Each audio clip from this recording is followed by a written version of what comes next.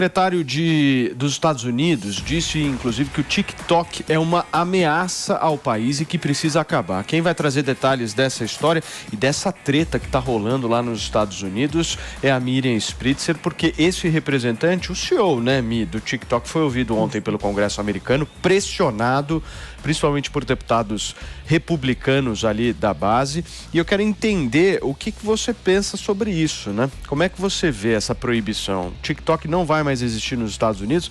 Lembrando que nós estamos falando de alguns bilhões de seres humanos que estão com esse aparelho conectado nesse aplicativo, né? A primeira coisa que a gente tem que lembrar é que o TikTok ele já é banido em vários países, inclusive na China, né? A China tem sua própria versão do aplicativo que dá acesso a vídeos bem diferentes dos tipos de vídeos que a gente tem acesso aqui nos Estados Unidos. Mas o TikTok ele veio ali no início da pandemia, no início de 2020, com tudo e meio que virou o melhor aplicativo para os criadores de conteúdo. Assim, por consequência, também gerando empregos, né? Porque muitos das propagandas começaram a ir para o TikTok. Os usuários, principalmente pré-adolescentes e crianças ali, começaram a usar muito o TikTok para ver as dancinhas e tal.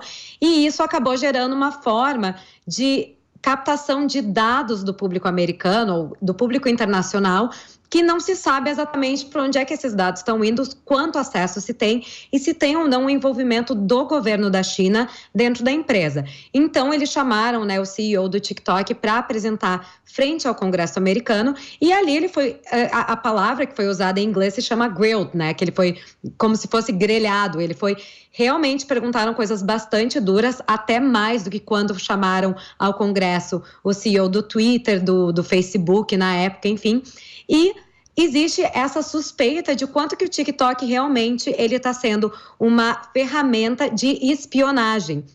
E a situação com os Estados Unidos e China hoje em dia está mais tensa do que antes, né? Até em função daquele balão que agora até tem algumas pessoas estão dizendo que não era um balão chinês, enfim. Então, isso está aumentando aí essa tensão entre os dois países.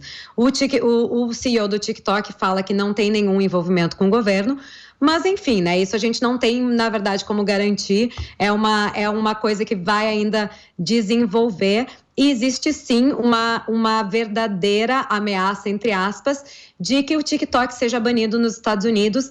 E isso está envolvendo muitas empresas aí no meio que estão pensando, bom, se o TikTok for banido, onde é que nós vamos colocar esse orçamento de marketing? Os criadores de conteúdo também. E a discussão de dados, né? O quanto que tem que mudar de fato a lei de privacidade de dados também para as outras redes sociais, porque o argumento do TikTok é exatamente que eles não estão pegando dados diferentes do que um Facebook, Instagram e WhatsApp estão pegando. Então, qual é a diferença entre essa empresa da outra? Sim. Então, tá tendo essas discussões aí.